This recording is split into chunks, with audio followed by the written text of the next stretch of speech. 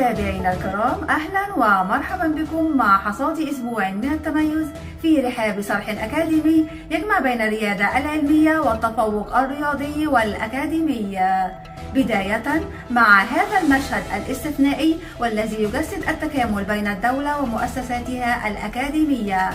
واستقبال رفيع المستوى لوزير الشباب والرياضة بكلية التربية الرياضية للبنين بالإسكندرية لمناقشة بحث استراتيجي حول تطوير الأسواق الرياضية المصرية.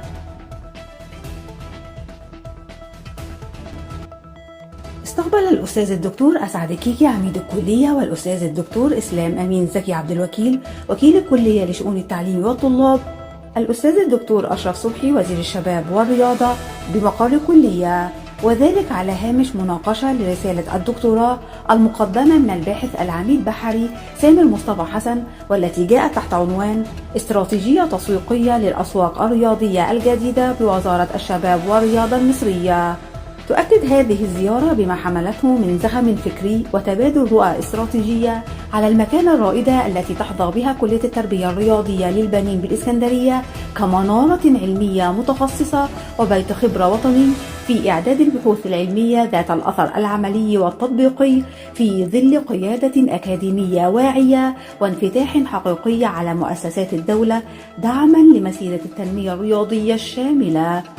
هذا وقد شارك في اللقاء نخبة متميزة من القيادات الأكاديمية على رأسهم الأستاذ الدكتور إسلام أمين زكي وكيل الكلية لشؤون التعليم والطلاب، ولفيف من الأساتذة بقسم الإدارة الرياضية والترويح الأستاذ الدكتور سمير عبد الحميد،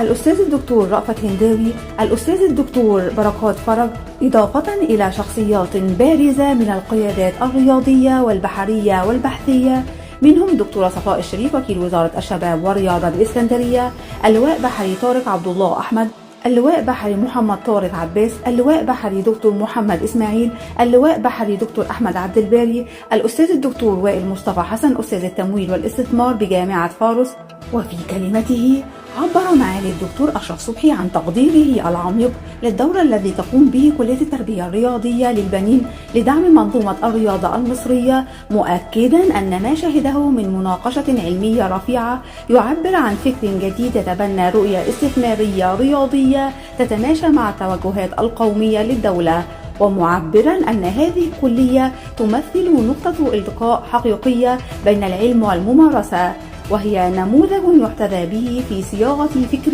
رياضي إداري قادر على خلق أسواق رياضية واعدة تواكب طموحات الجمهورية الجديدة. من جانبه أكد الأستاذ الدكتور أسعد كيكي أن زيارة معالي الوزير تمثل دعما حقيقيا لمسيرة الكلية ورسالتها الأكاديمية، مشيرا إلى أن الكلية تسير بخطى ثابتة نحو تعظيم دور البحث العلمي في خدمة قضايا الوطن، ومؤكدا أن كلية التربية الرياضية تدرك مسؤوليتها الوطنية لتحويل البحث العلمي إلى قوة اقتراح وصياغة سياسات تسهم في تطوير قطاع الرياضة والإدارة والتسويق الرياضي في مصر. عميد الكلية يتابع عن كثب سير الامتحانات النظرية. تابع الأستاذ الدكتور أسعد كيكي عميد الكلية سير الامتحانات النظرية لمختلف المراحل الدراسية، والتي من المقرر أن تستمر حتى 26 من يونيو الجاري. وأكد سيادته أن الكلية حريصة على توفير بيئة امتحانية منظمة وهادئة تضمن للطلاب أداء متميزا يعكس اجتهادهم طوال العام الدراسي. متابعينا الكرام، كان هذا موجزا لأهم أنشطة وإنجازات كلية التربية الرياضية للبنين بالإسكندرية على مدار الأسبوع. شكرا لكم على طيب المتابعة.